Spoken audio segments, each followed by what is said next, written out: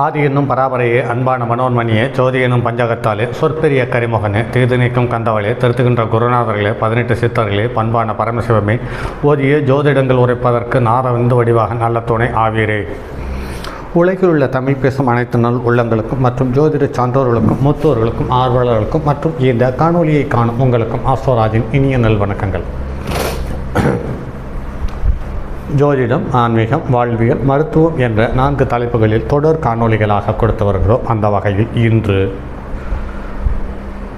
காலத்தை அடையாளம் காட்டக்கூடிய காலக்கணிதன் என்று சொல்லக்கூடிய ஒரு ஜோதிடரினுடைய ஜாதகம். உத்தியோகம் புருஷலக்கணம் அல்லது ஜீவனம் புருஷலக்கணம் என்று சொல்ல கேட்பதுண்டு. அந்த வகையில் ஒரு ஆண் சுய வருமானம் இல்லாவிட்டால் அவரது வம்சாவளியில் எவ்வளவு பெரிய சொத்து இருந்தாலும் அந்த ஆணுக்கு மரியாதை இல்லை. அந்த ஆணின் வீட்டில் இருக்கக்கூடிய பெண் அந்த மனிதனை மதிப்பதில்லை என்பது நிறைய இடத்தில் நாம் கண்கூடாக பார்த்திருக்கிறோம். அந்த வகையில் ஒரு ஜாதகத்தில் எந்த கிரகங்கள் ஒன்று சேர்ந்தோ அல்லது ஒன்றுக்கொன்று தொடர்பு பெறும் பொழுதோ காலத்தை அடையாளம் காட்டக்கூடிய நாவன்மை இருக்கிறது என்பது சார்ந்த தகவலை அடையாளம் காட்டக்கூடிய மற்றும் ஒரு ஜாதகம். இவர் 1937ஆம் ஆண்டு பிறந்தவர். இவர் நான் திருமணம் செய்ய முயற்சி செய்த காலத்தில் இவர் எனக்கு பரிச்சயமானவர். அதற்கு முன்னாலே நமக்கு அவரை தெளிவாக அடையாளம் தெரியும். நமக்கு ஒரு பக்கத்து ஊரில் இருந்த ஒரு அருமையான மனிதர். இவர் தவறான பழக்க வழக்கங்கள், அதாவது மது, மாது, புகை போன்ற பழக்கங்கள் எதுவும் இல்லாமல் இருந்தார். கொஞ்சம் வறுமையில் இருப்பார். அதே சமயத்தில் அந்த ஊரில் இருக்கக்கூடிய நம் ஊர் பக்கம் இருக்கக்கூடிய அனைவரும் அவரை மரியாதையோடு அணுகுவார்கள். நல்ல செல்வாக்குள்ள மனிதர்கள் கூட அவரை போய் பார்க்கும் பொழுது மரியாதையாகவும் நிதானமாகவும் செயல்படுவார்கள் என்பது கண்கூடாக பார்த்த ஒரு தகவல். சரி, இதில் இந்த ஜாதகத்தில் குறிப்பிடக்கூடிய எந்த ஒரு கிரகம் இவரை காலக்கணிதத்தை அடையாளம் காட்டக்கூடிய தன்மையுள்ள ஜோதிடராக மாற்றியது என்பது எப்படி என்பது சார்ந்த தகவலை இந்த ஜாதகத்தில் பார்ப்போம். வாருங்கள் நண்பர்களே. இந்த ஜாதகம் துலா லக்கணத்தில் பிறந்து லக்கணத்துக்கு 2வது இடத்தில் செவ்வாய் ராகு, 3வது இடத்தில் குரு வக்கரம், 6வது இடத்தில் சனி வக்கரம், 8வது இடத்தில் சந்திரன் கேது, 9வது இடத்தில் சுக்கிரன், 10வது இடத்தில் சூரியன், 11வது இடத்தில் புதன். இங்கு ஒரு ஜாதகத்தில் ஆட்சி பெற்ற கிரகம் எது இருக்கிறது, உச்சம் பெற்ற கிரகம் எது இருக்கிறது என்பது சார்ந்த தகவலை அனுசரித்து அந்த ஜாதகம் பலம் பெறுகிறது என்பதில் மாற்று கருத்திருக்க முடியாது. அந்த வகையில் லக்னாதிபதி 9வது இடத்தில் காற்று வீட்டில் அமர்ந்தார். ஆக லக்னாதிபதியும் லக்னமும் ஒன்றுக்கொன்று தொடர்பு இருக்கிறது. ஏன் என்று கேட்டால், இந்த வீட்டில் செவ்வாயினுடைய நட்சத்திரம், ராகுனுடைய நட்சத்திரம், குருவனுடைய நட்சத்திரம் இந்த 3 இருக்கும். அதே செவ்வாய், ராகு, குருவனுடைய நட்சத்திரம் தான் இந்த வீட்டிலும் இருக்கும் என்பதை ஞாபகம் வைத்துக் கொள்ள வேண்டிய ஒரு மெயின் தகவல். அந்த வகையில் பார்க்கும் பொழுது 2/8/1937 12:32 PM, அதாவது மதியத்தில் ஜனனமானவர். லக்கணம் என்று பார்க்கும் பொழுது விசாக நட்சத்திரம். லக்கணத்துக்கு 6க்குரியவனுடைய நட்சத்திரம். லக்னாதிபதி நின்ற வீட்டு சந்திரனுக்கு 8க்குரியவனுடைய நட்சத்திரம். லக்னாதிபதி நின்ற வீட்டுக்கு 7க்குரிய மாரகாதிபதியினுடைய நட்சத்திரம். ஆக இவர் நல்ல குழந்தைகள் பிறந்தது, நல்ல மனைவி இருந்தார். ஆனாலும் குழந்தைகள் இவரை மதிக்காமல் இவருக்கு அந்திம காலத்தில் மிகவும் சிரமங்களையும் நெருக்கடியும் கொடுத்தார்கள் என்பது கவனத்தில் கொள்ள வேண்டிய ஒன்று. ஏனென்று கேட்டால், லக்கணத்துக்கு 6க்குரியவனுடைய சாரம் பெற்று 6க்குரியவன் வக்கரம் பெற்றதால் குழந்தைகள் இவரை காலப்போக்கில் அந்திம காலத்தில் இவரை மதிக்காமல் அல்லது இவருக்கு உதவி செய்யாமல் போனது பலகீனமான ஒரு தகவல். 2வது, சூரியன் ஆயில்ய நட்சத்திரம் முதல் பாதத்தில் அமர்ந்து 10ஆம் இடத்தில் திக்பலம் வாங்கியிருக்கிறது என்பது சாலச்சிறந்த ஒரு அமைப்பு. அதே சமயத்தில் சந்திரன் ரோகிணி நட்சத்திரம் 3ஆம் பாதத்தில் அமர்ந்து 19.51 பாகை பெற்றிருக்கிறது. சந்திரன் உச்சம் பெற்று தனது நட்சத்திரத்தில் நின்றது மிக சாலச்சிறந்த ஒரு விஷயம். அதே சமயத்தில் செவ்வாய் அனுச நட்சத்திரம் 1ஆம் பாதத்தில் பிறந்து 4.21 பாகை பெற்றிருக்கிறது. ஆக இங்கு செவ்வாயும் லக்கணத்துக்கு 2இல் இருந்து ஆட்சி பெற்றிருந்து உச்சம் பெற்ற ராகுவோடு சேர்ந்திருந்தாலும் சனியினுடைய நட்சத்திரத்திலிருந்து சனிக்கு திரிகோணத்தில் அமர்ந்தது என்பது இவர் ஒரு அதீத கணிப்பு திறமை கொண்ட ஒரு அற்புதமான ஜோதிடர். அதே சமயத்தில் புதன் மக நட்சத்திரத்தில் இருந்தது. அதாவது புதனும் கேதுவும் ஒன்றாக சேர வேண்டும், அல்லது புதனுக்கும் கேதுவுக்கும் தொடர்பு இருக்க வேண்டும்.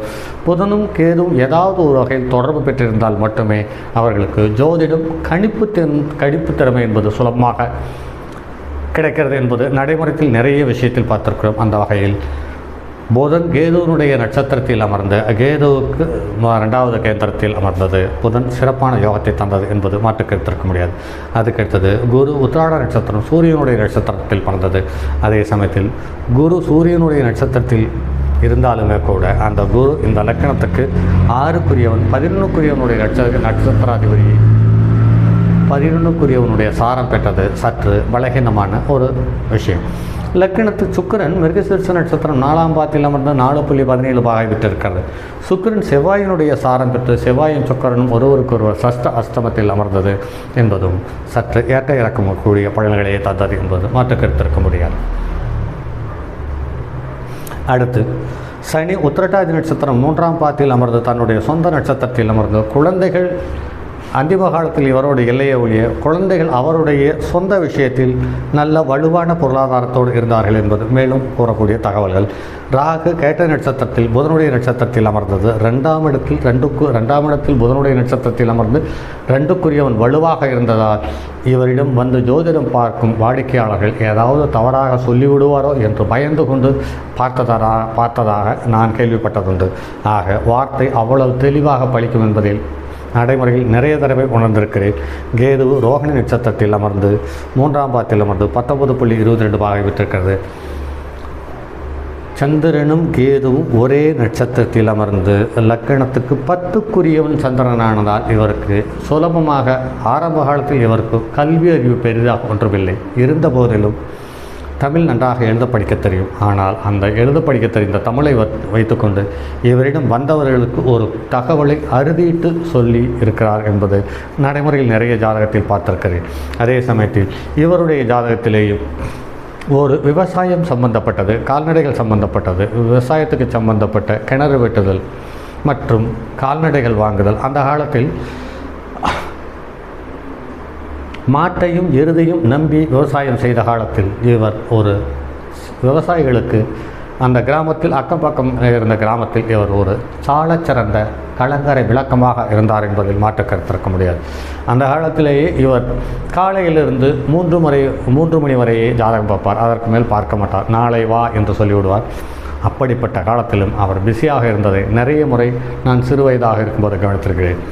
ஆக 2ஆம் இடத்தில் உச்சம் பெற்ற கிரகம் 2க்குரியவன் ஆச்சம் பெற்ற நிலை. அது மட்டும் இல்லாமல் 2க்குரியவனும் வலுவாக இருந்து உச்சம் பெற்று சுக்கிரனுடைய நேரடி பார்வை பெறுகிறார் என்பது சிறப்பான தகவல்கள். அதே சமயத்தில் இந்த ஜாதகத்தில் காற்று வீட்டில் லக்னாதிபதி காற்று வீடு லக்னம், இது ஒரு மிகப்பெரிய தகுதி. கண்ணுக்கு தெரியாத அதீத சக்தியை உணரக்கூடிய தன்மை இந்த காற்று ராசிகளுக்கும் நெருப்பு ராசிகளுக்கும் அதிகமாக உண்டு என்பதை ஏற்கனவே சொல்லியிருக்கிறோம். அது இங்கு நடைமுறையில் ஒத்துப்போகிறது. அதற்கடுத்தது நீர் ராசியில் 3 ராசியிலும் கிரகங்கள் என்பது சாலச்சிறந்த விஷயம். ஆக இவர் பொருளாதாரத்தில் பெரிய சிறப்பு இருக்கிறதோ இல்லையோ, பொருளாதாரத்தில் கொஞ்சம் கூட கௌரவத்தை குறைக்காமலே வாழ்ந்து முடித்து சென்று விட்டார் என்பது நடைமுறையில் பார்க்க முடியுது. இவருக்கு குருவாக இருந்தவர் அருணாச்சல ஆசாரி கூத்தானத்தில் இருந்தார். அவரிடமிருந்து ஒரு நூல் இவரிடம் வந்தது. இவரிடமிருந்து அந்த நூல் என்னிடம் இருக்கிறது. அந்த நூல் 1750ஆம் ஆண்டு வெளிவந்த ஜாதக அலங்காரம் என்ற நூல். அந்த நூலில் தான் ஒவ்வொரு லக்கணத்துக்காரர்களுக்கும் எந்த நாளில் எந்த மாதத்தில் எந்த சூழ்நிலையில் மரணம் அடைவார்கள் என்பது சார்ந்த தகவலை அந்த ஜாதக நூலில் அடையாளம் காட்டப்பட்டிருக்கிறது. நிறைய பழைய ஜோதிடர்கள் எழுதிய நூல்களில் ஜாதகங்களில் இந்த இறக்கும் நாளையும் திதியும் குறிப்பிட்டு எழுதியிருந்ததை நான் பார்த்திருக்கிறேன். தடுமாறி போயிருக்கிறேன். எப்படி இது சாத்தியம் என்பது தடுமாறி இருந்த காலத்தில் இவரிடம் அந்திம காலத்தில் எனக்கு பழக்கமும் நெருக்கமும் அதிகமானது. அவர் இறந்த பிறகு அந்த நூல் எனக்கு கிடைத்தது. அந்த நூலில் பார்க்கும் பொழுது தான் தெரிந்தது. இதையெல்லாம் ஏற்கனவே முன்னோர்கள், நமக்கு தெரியாதவர்கள், நம் கனவிலும் நினைத்து பார்க்க முடியாத காலக்கணிப்புகளை தந்து அந்த காலக்கணிப்பின் மூலம் மனிதனுடைய வாழ்க்கை எப்படி இருக்கும் என்பதை தெளிவாக அறிவுறுத்தி அடையாளம் காட்டி சென்றிருக்கிறார்கள் என்பதுதான் மேலும் குறிப்பிடக்கூடிய தகவல். ஆக இவர் 2007ஆம் ஆண்டு மரணமடைந்தார் என்பது மேலும் ஒரு தகவல். ஆக இந்த ஜோதிடர்களினுடைய ஜாதகம் நமக்கு கிடைத்தது தான் பெரும் பாக்கியம். தெரிந்தோ தெரியாமலோ அண்ணா உங்கள் பிறந்த நாள், நேரம், மாதம், வருடம் கொடுங்கள். நீ பெரிய கணிப்புக்கு வந்து விட போகிறாய், ரைட், இருந்தாலும் தருகிறேன், வாழ்த்துக்கள், ஆராய்ச்சி செய் என்று அந்த காலகட்டத்திலேயே இந்த ஜாதகத்தை அவர் கிரகங்களை சொன்னார், பிறந்த நாளையும் பிறந்த நேரத்தையும் சொன்னார். நாம் வந்த பிறகு, கம்ப்யூட்டர் வந்த பிறகு இதையெல்லாம் அந்த காலத்தில் ராசி கட்டத்தை மட்டும் எழுதி வைத்திருந்தது. இந்த காலகட்டத்தில் இந்த தசாபுத்தி அந்தரங்கள் ஒன்றும் பெருசாக தகவல் இல்லை. இருந்தாலும் அது இன்று நமக்கு ஒரு ஆகச்சிறந்த ஆராய்ச்சிக்கு உகந்ததாக அமைந்தது என்பது நினைக்கும் பொழுது அதிசயத்திலும் அதிசயமாக இருக்கிறது. அதே சமயத்தில் பிரபஞ்சம் நமக்கு கொடுத்த ஒரு அரிய வாய்ப்பு. ஆக நாம் படித்த, பார்த்த, அனுபவத்தில் வந்த அனைத்து தகவலையும் இந்த பூமியில் பிறந்து பூமியில் இருந்து சென்றுவிடும் முன்பே இந்த பூமியில் தந்துவிட வேண்டும் என்ற ஒரு எத்தனிப்போடு இந்த முயற்சியை தொடர்ந்து செய்தவர்களே. இதற்கான முயற்சி செய்வதற்கு ஊன்றுகோலாகவும் அதே சமயத்தில் உந்து சக்தியாகவும் இருந்தது தயானந்தி மகரிஷி அவர்களால் வெளியிடப்பட்ட மாத இதழான ஞான சிந்தாமணியில் சின்னாலப்பட்டி தங்கவேலு என்ற ஒரு அற்புதமான ஜோதிடர் ஒரு மாத இதழில் கிட்டத்தட்ட ஒரு 10 அல்லது 12 ஜாதகத்தை போட்டு அதற்கான பலனை சொல்லி எடுத்துக்காட்டு ஜாதகத்தை எக்கச்சக்கமாக அள்ளி கொட்டி இருந்தார்.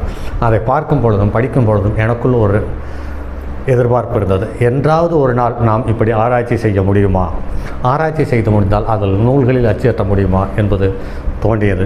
அதே சமயத்தில் நூல்களில் அச்சேற்றம் தந்து உங்களுக்கு தருவதற்கான வாய்ப்பு இல்லை என்று மனதில் ஒரு உறுத்தலாக இருந்தது. காலம் பல விதமான மாற்றங்களையும் பலவித பரிணாமங்களையும் பெற்று இங்கு வந்து நின்றது. இன்று வலைதளமும் இணையதளமும் ஒரு மிகச்சிறந்த வாகனமாக நமக்கு கை கொடுத்திருக்கிறது என்பது அதன் மூலமாகவே தற்போது பயணித்து கொண்டு உங்களுக்கு இந்த பதிவுகளை தந்து கொண்டிருக்கிறேன். மேலும் இன்னும் ஓரிரு மாதங்கள் கழித்து என்னுடைய ஆஸ்ட்ரோராஜ் போட்காஸ்ட் என்ற இந்த வலைதளத்தை பயன்படுத்துபவர்கள் அல்லது இணையதளத்தில் தொடர்பு கொள்பவர்கள் உங்களுடைய ஜோதிடம் கற்கும் ஆசைக்கு ஆகச்சிறந்த வழிகாட்டுதலுக்குரிய வரப்பிரசாதமாக என்னுடைய பதிவுகள் அமையும். ஏனென்று கேட்டால் இது அந்த நூலில் சொல்லப்பட்டது, இந்த நூலில் சொல்லப்பட்டது, அந்த ஆசிரியர் சொன்னார், இந்த ஆசிரியர் சொன்னார், எனது நண்பர் சொன்னார் என்ற தகவலுக்கு பேச்சுக்கு இடமே இல்லை. எல்லாம் என்னுடைய கண்கூடாக கண்ணுக்கு முன்னால் பார்த்த மனிதர்கள் தந்த தகவலை மட்டுமே உங்களுக்கு பதிவுகளாக தந்து கொண்டிருக்கிறேன் என்பதை கருத்தில் கொள்ளுங்கள் நண்பர்களே. மற்றும் அடுத்தது ஒரு பதிவில் சந்திப்போம். அதுவரை உங்களிடமிருந்து விடைபெறுவது உங்கள் அன்பு நண்பன் எம் ராஜார்த்தினம். தங்கமான் மழுவோடேந்தி தன்மதி தலையில் கொண்டோர் மங்கையர் பதிக்கச் சொன்ன மாமொழி ஜோதிடத்தை இங்கு யாம் உரைப்பதற்கோர் இமை என்னும் பிழை வராமல் காக்க செங்கன் மால் மருகன் யானைச்சரன் பதம் காப்பதாமே.